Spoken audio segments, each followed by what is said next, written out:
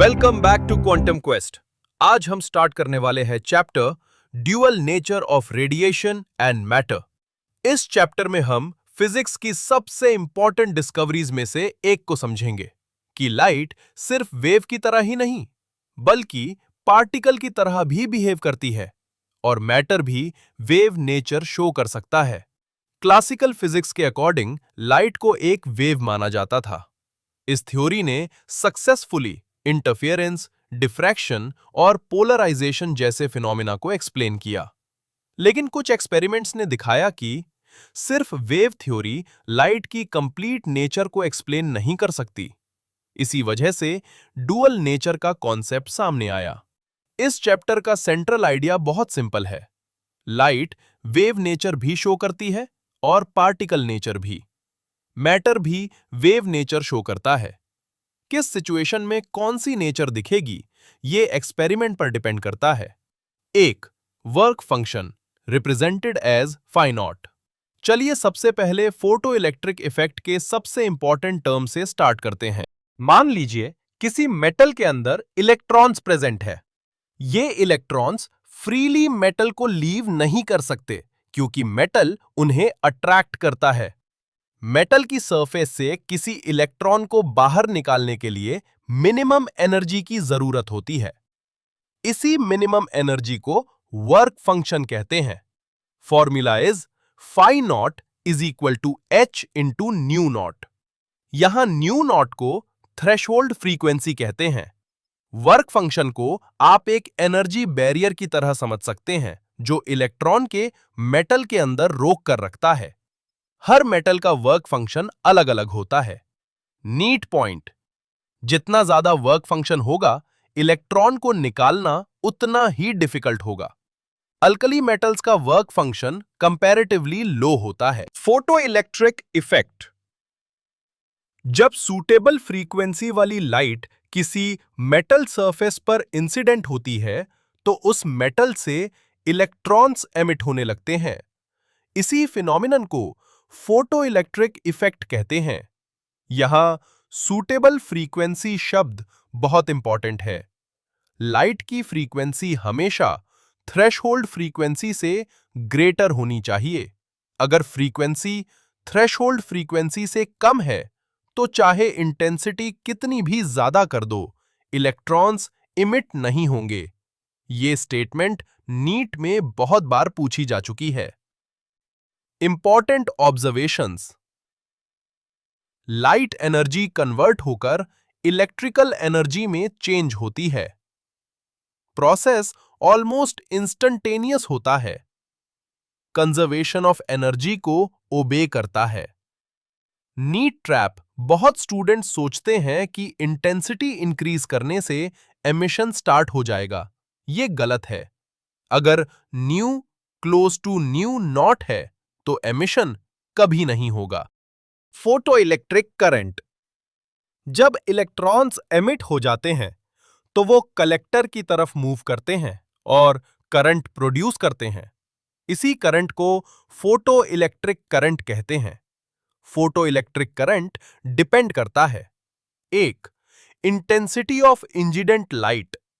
2. Potential difference between electrodes. 3. Nature of emitter material. अब मान low intensity increase कर दी जाए। इससे ज्यादा फोटॉन्स मेटल सरफेस पर स्ट्राइक करेंगे। रिजल्टेंटली ज्यादा इलेक्ट्रॉन्स एमिट होंगे और इसी वजह से फोटो इलेक्ट्रिक करंट इंक्रीज हो जाएगा। NEET conclusion, intensity emitted electrons की नंबर को कंट्रोल करती है, उनकी काइनेटिक एनर्जी को नहीं। Stopping potential represented as V not. अब मान लो हम एमिटेड इलेक्ट्रॉन्स को रोकने के लिए रिवर्स पोटेंशियल अप्लाई कर देते हैं। वो मिनिमम रिवर्स पोटेंशियल जो सबसे एनर्जेटिक इलेक्ट्रॉन्स को भी रोक दे, स्टॉपिंग पोटेंशियल कहलाता है। स्टॉपिंग पोटेंशियल पर E into V not is equal to K max. ये इक्वेशन बहुत इंपॉर्टेंट है। Important point, stopping potential depend करता है frequency of incident light, nature of metal, लेकिन ये इंटेंसिटी पर डिपेंड नहीं करता। ये नीट का एक फेवरेट स्टेटमेंट है। Threshold frequency represented as V not. Threshold frequency वो मिनिमम फ्रीक्वेंसी होती है जो फोटो इलेक्ट्रिक एमिशन के लिए रिक्वायर्ड होती है। इस फ्रीक्वेंसी के नीचे एमिशन पॉसिबल ही नहीं है। Formula is nu not is equal to phi not upon H. NEET statement, अगर इंसिडेंट फ्रीक्वेंसी डबल भी हो जाए तब भी थ्रेशहोल्ड फ्रीक्वेंसी चेंज नहीं होती, क्योंकि थ्रेशहोल्ड फ्रीक्वेंसी मेटल की प्रॉपर्टी होती है। स्टूडेंट्स अक्सर इंसिडेंट फ्रीक्वेंसी और थ्रेशहोल्ड फ्रीक्वेंसी को कंफ्यूज कर देते हैं। Faults of classical wave theory. Classical wave theory के अकॉर्डिंग लाइट की एनर्जी कंटिन्यूअसली डिस्ट्रीब्यूटेड होती है। इस थ्योरी के हिसाब से इंटेंसिटी बढ़ाने से इलेक्ट्रॉन की एनर्जी भी बढ़नी चाहिए। इमिशन में कुछ टाइम लगना चाहिए, लेकिन एक्सपेरिमेंट्स ने कुछ और ही दिखाया। ऑब्जर्वेशंस 1, काइनेटिक एनर्जी फ्रीक्वेंसी पर डिपेंड करती है, इंटेंसिटी पर नहीं। 2, थ्रेशोल्ड फ्रीक्वेंसी एग्जिस्ट करती है। 3, इमिशन इंस्टेंटेनियस होता है। क्लासिकल वेव थ्योरी इन ऑब्जर्वेशंस को एक्सप्लेन नहीं कर पाई, इसीलिए यह थ्योरी फेल हो गई। नीट फेवरेट क्वेश्चन, कौन सी observations classical wave theory explain नहीं कर पाई? इन 3 पॉइंट्स को हमेशा याद रखिए। Einstein's photo electric equation. Einstein ने प्रपोज किया कि light tiny packets of energy से मिलकर बनी होती है, जिन्हें फोटॉन्स कहते हैं। हर फोटॉन के पास एनर्जी होती है E equals H into new, और मोमेंटम होता है P equals H upon lambda. एक फोटॉन अपनी पूरी एनर्जी एक ही इलेक्ट्रॉन को ट्रांसफर करता है। इस एनर्जी का एक पार्ट वर्क फंक्शन ओवरकम करने में यूज होता है और बाकी एनर्जी इलेक्ट्रॉन की काइनेटिक एनर्जी बन जाती है।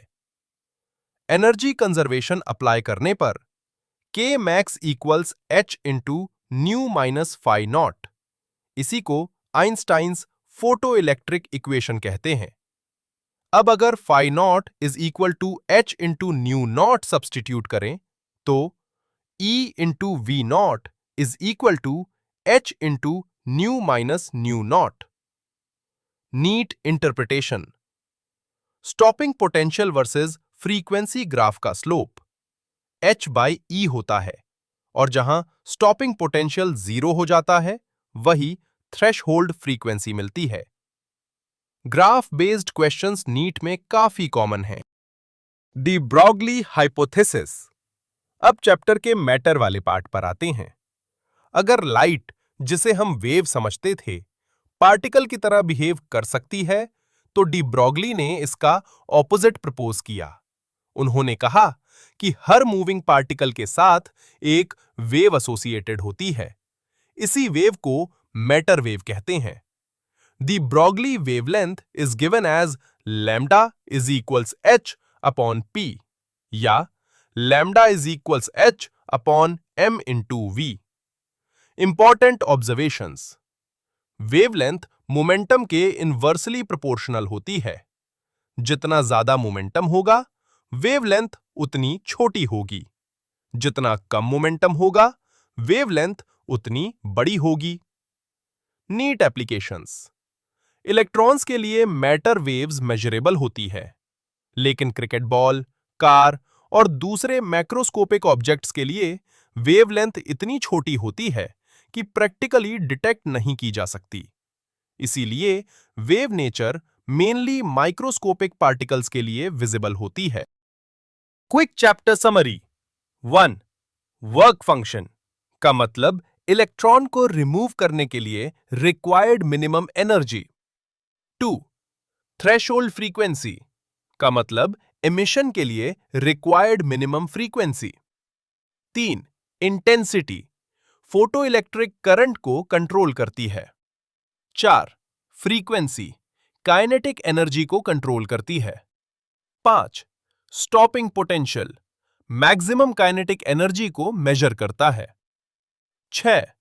Classical wave theory photo electric observations explain नहीं कर पाई। 7. आइंस्टाइन ने फोटॉन्स के कॉन्सेप्ट से फोटो इलेक्ट्रिक इफेक्ट एक्सप्लेन किया। 8. Photon energy E equals H into new. 9. Photon momentum H upon lambda. 10. Einstein equation K max equals H into nu minus phi naught। 11. De Broglie wavelength lambda equals H upon M into V। Most important NEET topics है A. Photoelectric effect observations। B. Threshold frequency or work function। C. Einstein's photoelectric equation। D. Stopping potential versus frequency graphs। E. De Broglie wavelength और उसका momentum पर dependence. इन्हीं topic से dual nature of radiation and matter chapter के maximum NEET questions पूछे जाते हैं। Practice time. अब इस चैप्टर के कुछ प्रीवियस ईयर क्वेश्चंस की प्रैक्टिस करते हैं। पाईवीक्यूएस नीट के लास्ट डेज में बहुत इंपॉर्टेंट रोल प्ले करते हैं। इन क्वेश्चंस को सॉल्व करके आपका कॉन्फिडेंस बूस्ट होगा, प्लस आपके फॉर्मूलाज एंड कॉन्सेप्ट्स रिवाइज होंगे।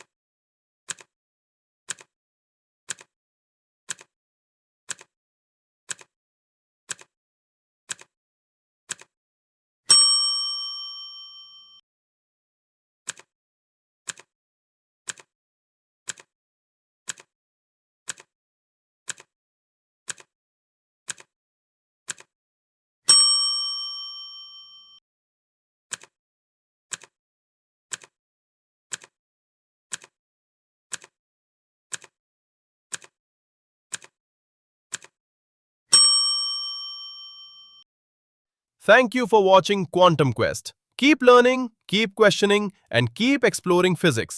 आपकी नीट प्रेपरेशन और एग्जाम के लिए मेरी तरफ से बहुत बहुत शुभकामनाएं। All the best.